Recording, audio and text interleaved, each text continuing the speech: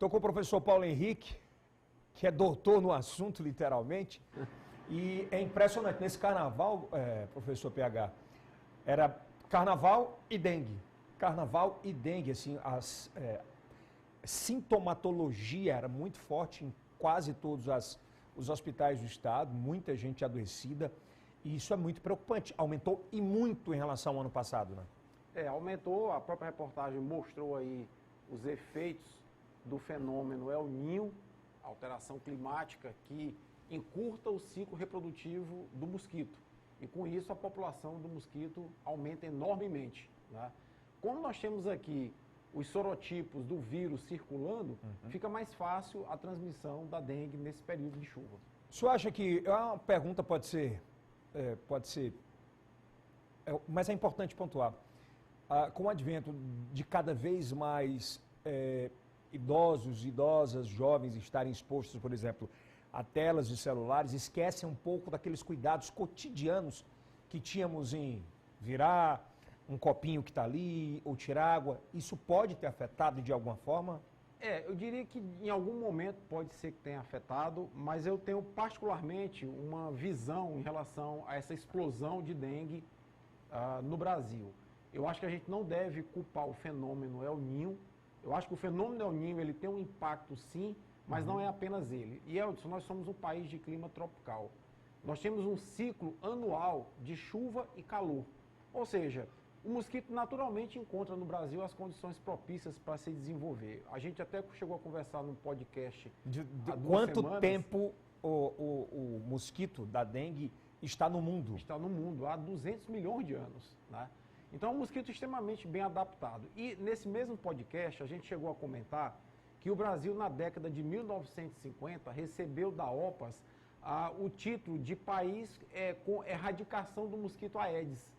Só que a urbanização do Brasil há 70 anos atrás era uma, hoje é outra. As cidades cresceram de forma desordenada. Eu diria que é muito importante conscientizar as pessoas para evitar acúmulo de água. Mas outras medidas têm que ser tomadas junto com isso. E acerta o Ministério da Saúde ao focar nas vacinas. Mas há outras medidas. Existem pesquisas, por exemplo, com o Aedes do bem, que é um Aedes modificado geneticamente, onde os machos, após acasalar com as fêmeas, só originam machos, e os machos não picam, não transmitem a dengue. Existe, por exemplo, a técnica da Wolbachia, que é você contaminar mosquitos Aedes com uma bactéria que é inócua ao ser humano, e isso diminui a capacidade do mosquito transmitir dengue. Então, tem que ser um conjunto de ações para vencer essa guerra. E tem que usar a ciência. Tem. Não tem jeito. Nós temos a vacina hoje, mais de 700 mil doses, mas quando a gente fala em Brasil é muito pouco perto do que precisamos, né?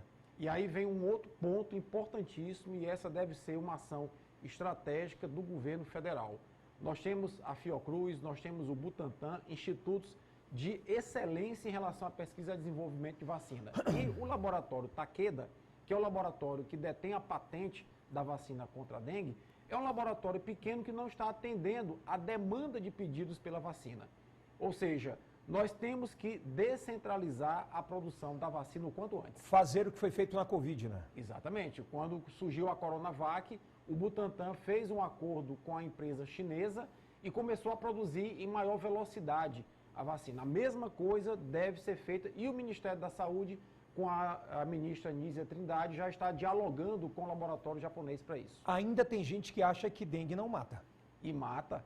O problema maior qual é? Que nós tínhamos erradicado praticamente do país 2 sorotipos, o 3 e o 4 do vírus da dengue. E esses sorotipos foram reintroduzidos no país. Há toda uma geração, principalmente de crianças e jovens, que não se expuseram a esses sorotipos, né? Só para explicar para quem está em casa, é muito diferente da formatação da vacina, por exemplo, em relação à Covid-19. É, né? Bem diferente. Covid-19 é de mais para menos, né? Isso. De 80 a mais, 90 Isso. a mais, e vai baixando.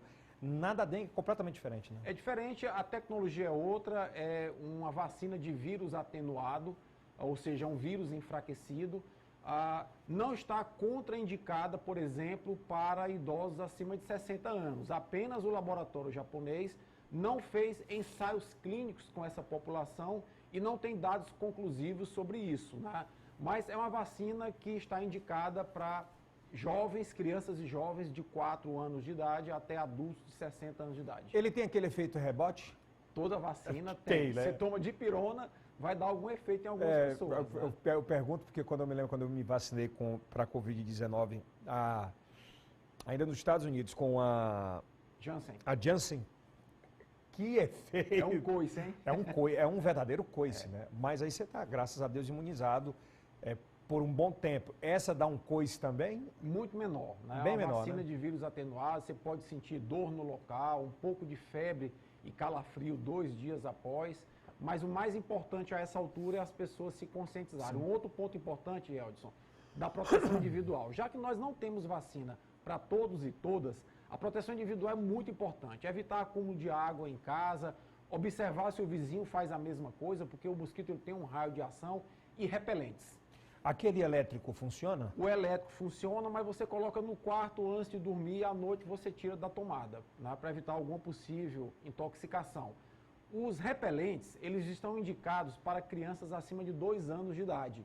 E a Anvisa tem 3 repelentes autorizados no Brasil com princípios ativos, né?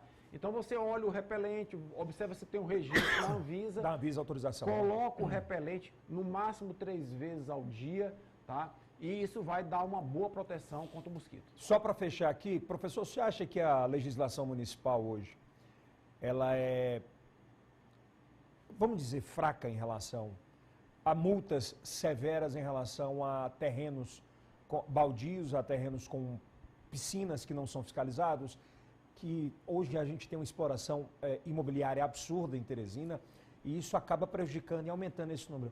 Essa fiscalização ela deveria ser muito mais forte? Ela poderia ser mais forte e existe um outro elemento importante que são as placas de sinalização da cidade. Eu vou dizer aqui uma coisa para você e para o telespectador.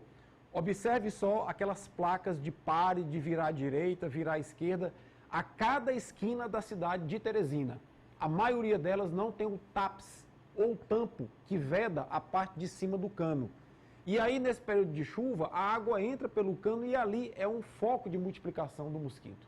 Algumas cidades já tornaram obrigatório as empresas que fornecem as placas de sinalização terem o tampo na parte superior. Então, a cada quarteirão aqui em Teresina, nós temos no mínimo 4 focos, que são as placas de sinalização. Então fica a dica aí para a turma da prefeitura, das SDUs, né, antigas SDUs, que fiscalizem o mais urgente possível, o doutor Pessoa, que é médico, inclusive, né, que determine isso, porque as UPAs, os hospitais completamente lotados de casos de dengue. Né? Obrigado, PH. Eu que agradeço, um abraço a todos aqui que acompanham o Eldson Vasconcelos no MN. E vai lá no TikTok do professor PH, lá tem muitos acessos. Quantos vídeos por semana? Normalmente 7 vídeos por semana, todo dia sai um vídeo. Todo dia tem um vídeo. Com uma dica de saúde. É muito bacana. Qualidade de vida e bem-estar. Como é que tá lá no TikTok? Atualmente 260 mil seguidores. E o nome? Prof. PH, né, ou profpaulohenrique.pi. Vai lá e segue, vale muito a pena, tá?